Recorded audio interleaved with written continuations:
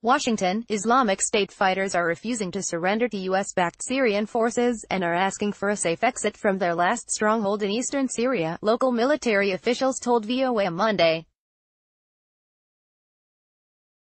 Syrian Democratic Forces (SDF), a U.S.-backed Kurdish alliance, said that its fighters have been surrounded in a small area in the eastern Syrian province of Deir el-Zour.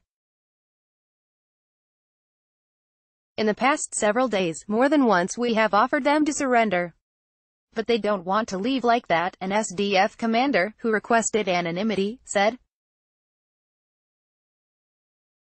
He said his fighters would choose to fight until the end if they don't receive an offer from us, which includes a safe exit for them. A U.S.-backed Syrian Democratic Forces fighter talks on his phone inside a building used as a temporary base near the last land still held by Islamic State militants in Baghouz, Syria, Feb.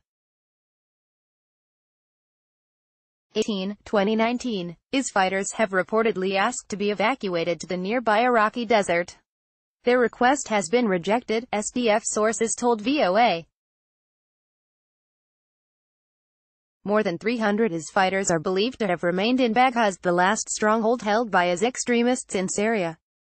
With the help of the US-led coalition, SDF fighters have pushed out IS from all the territories it once held since its emergence in 2014.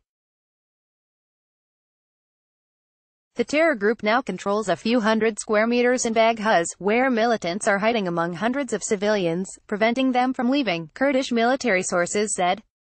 We have opened safe corridors to transfer some civilians to liberated areas, Lilwa Abdullah, an SDF spokeswoman, told VOA.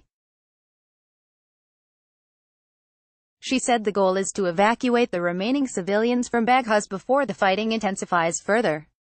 A Humvee drives in a village recently retaken from Islamic State militants by US-backed Syrian Democratic Forces near Baghouz, Syria, February 17, 2019. Negotiations. Other SDF officials said Monday they have been negotiating with us to secure the release of hundreds of hostages and detainees kept in Baghouz. Eno Gabriel, an SDF official, told local radio station Arta FM that his group has been trying to strike a deal with us to make sure the remaining hostages, including SDF detainees and civilians, were freed.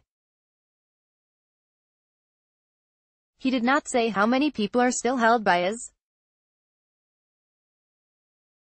Since the beginning of the campaign to recapture Baghouz a week ago, more than 5,000 civilians have been rescued from his, SDF officials said. Ekrem Sulla, a Kurdish reporter embedded with the SDF in Baghouz, said that if it weren't for civilians, Baghouz would have already been freed from IS. The problem is that IS militants have mixed with civilians, he said. Sulla added that a large number of the remaining civilians are families of IS fighters.